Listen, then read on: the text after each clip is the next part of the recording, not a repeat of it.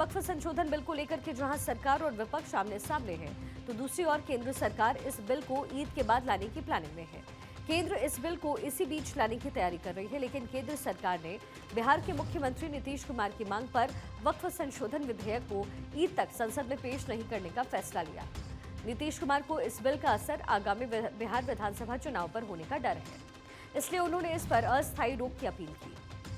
हालांकि सरकार की तरफ से यही जाहिर किया जा रहा है कि विधेयक में देरी अन्य वजहों की चलते हो रही है। जेडीयू और मुख्यमंत्री नीतीश कुमार ने वक्फ संशोधन विधेयक का समर्थन किया।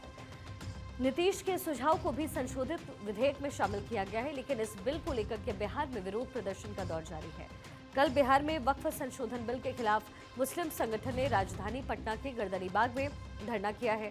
इसमें all India Muslim personal law board यानी AIMPLB सहित 8 से अधिक संगठनों ने हिस्सा लिया।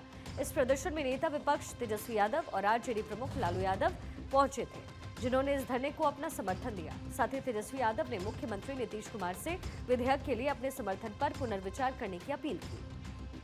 आरजेडी इस बिल को मुद्दा बनाकर के नीतीश को परेशान कर रही है, वहीं दूसरी ओर नीतीश इस बिल को चुनाव तक टालने की कोशिश में जुटे हैं। वहीं बिहार विधानसभा में भी वक्फ विधेयक को लेकर के जोरदार हंगामा हुआ। चीज का विरोध या किसी भी चीज का सपोर्ट उसके मेरिट के आधार पर करना चाहिए। हर चीज में कुछ न कुछ अच्छा होता है, कुछ न कुछ बुरा होता है। तो वक्फ बोर्ड कानून में भी जो संशोधन की बातचीत चल रही है, अगर कुछ अच्छाई होना है तो राजद के लोगों को सिर्फ इसलिए कि मुसलमान भाई को हमें खुश करना है, इसीलिए जाके धरना पर बैठ जाओ। इसके पहले क्या हम ये सोच सकते हैं, डिबेट कर सकते हैं क्या कि क्या वक्फ बोर्ड कानून में भी कोई संशोधन होना चाहिए? हमारे हिंदू धर्म में भी पहले सती प्रथा था, और सती प्रथा में जब पति की मृत्यु होती थी तो पत्नी भी अपने आप को आग में समर्पित कर देती थी। लेकिन सनातन धर्म, हिंदू धर्म में भी जब ये महसूस हुआ कि सती प्रथा ठीक नहीं है, उसमें बदलाव आया। इंसान अपने जीवन में भी बहुत सारा सुधार करता है, तो सुधार का अगर गुंजाइश है तो उसके बारे में सभी राजनीतिक दल को सोचना चाहिए। तो एक तरफ तो केंद्र ईद के बाद इस बिल को लाने की तैयारी में है, तो दूसरी ओर न सिर्फ बिहार बल्कि कई राज्यों में वक्फ संशोधन बिल को लेकर के सियासत अपने चरम पर है। तमिलनाडु में भी वक्फ संशोधन बिल को लेकर के कुछ ऐसा ही हो रहा है। तमिलनाडु विधानसभा ने केंद्र सरकार के प्रस्तावित वक्फ संशोधन विधेयक के खिलाफ प्रस्ताव पारित कर दिया। इस प्रस्ताव को तमिलनाडु के मुख्यमंत्री M.K. स्टालिन ने पेश किया। सीएम स्टालिन ने आरोप लगाया है कि इस बिल के कारण मुसलमानों की भावनाएं आहत हो रही हैं। वहीं दूसरी ओर बीजेपी विधायकों ने विधानसभा में वक्फ संशोधन विधेयक के खिलाफ प्रस्ताव का भी विरोध किया।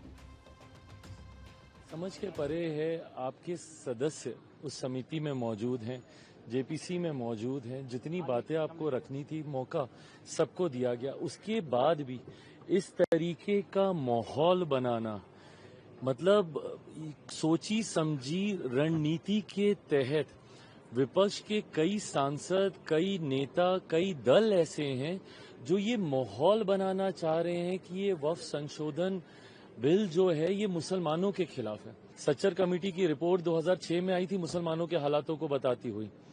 2006 से पहले अधिकांश समय किन लोगों की सरकारें थी? केंद्र की अगर आप बात कर लें, कांग्रेस और कांग्रेस समर्थक सरकारें थी।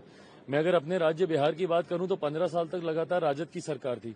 उसके बाद भी मुसलमानों के हालात इतने बदतर थे, और आज आप सबसे बड़े उनके मसीहा बनते हुए उनके बीच में ये भ्रम फैलाने का प्रयास कर रहे हैं कि वक्फ संशोधन में ऐसी चीजें कर दी गई हैं जिससे पता नहीं मुसलमानों का कितना अहित हो गया। अभी तक पार्लियामेंट में ये आया नहीं, इसके ऊपर चर्चा नहीं। जब आएगा, चर्चा होगी, अपनी बातों को आप रखिएगा, उसके बाद आप बोलिएगा कि क्या सही हुआ, क्या गलत हुआ। इन एंटीसिपेशन पहले से ही ये सारी बातें कर कर समाज के बीच में गलत संदेश देना, उनको भ्रमित करना, ये कतई उचित नहीं है।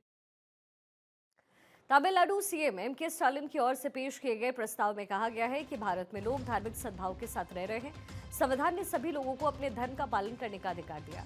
वहीं चुनी हुई सरकार को इसकी रक्षा करने का अधिकार है। विधानसभा सर्वसम्मति से जोर देती है कि केंद्र सरकार को वक्फ अधिनियम 1995 के लिए वक्फ संशोधन विधेयक 2024 को वापस लेना चाहिए। वहीं तमिलनाडु में वक्फ संशोधन विधेयक के खिलाफ प्रस्ताव पारित होने पर संत समाज में भी गुस्सा है। वो हिंदू भावनाओं का ख्याल नहीं है, बहुसंख्यक का ख्याल नहीं है। स्टालिन को, तमिलनाडु सरकार को राष्ट्र की भाषा हिंदी का ख्याल नहीं है। तमिलनाडु सरकार पूरी तरह हिंदू विरोधी है, वो सनातन को मलेरिया फलेरिया कहती है। तो भाई आप किसी की सूप हंसे तो हंसे, चालन भी हंसे जिसमें 72 छेद है। तो ये बड़ा हास्यास्पद बात तमिलनाडु के सरकार या मंत्री या उनके नेता कह रहे हैं जो सत्तारूढ़ है। यह तो दुर्भाग्यपूर्ण है। यही तो स्टालिन 2 है जिन्होंने सनातन पे टिप्पणी किया था नकारात्मक, बार बार करते रहते हैं और सनातन को मिटाने के लिए बात करते हैं। यही तो स्टालिन 2 है जो कोर्ट में अभी धक्के खा रहे हैं सनातन के खिलाफ आपत्तिजनक टिप्पणी करने पे। तो ये किस मुंह से करेंगे? ये तो चाहते हैं कि वक्फ बोर्ड को इतना पावर अधिकार मिल जाए ताकि एक नया पाकिस्तान का निर्माण भारत में हो जाए। लेकिन देश के राष्ट्रवादी इसे कभी बर्दाश्त नहीं करेंगे और ईंट से ईंट बजा देंगे। लेकिन किसी भी तरीके से वक्फ बोर्ड की मान्यता पूरी तरह समाप्त करके रहेंगे। वक्फ को लेकर के जहां सरकार पूरी तरीके से इस संशोधन बिल को लाने की तैयारी कर रही है, तो वहीं दूसरी ओर इस बिल पर जमकर वार पलटवार का दौर जारी है। बिहार में आने वाले वक्त में चुनाव है, ऐसे में वक्फ संशोधन बिल इन चुनाव को कितना प्रभावित करेगा, इसको लेकर बिहार सीएम नीतीश कुमार खासे आशंकित नजर आ रहे हैं।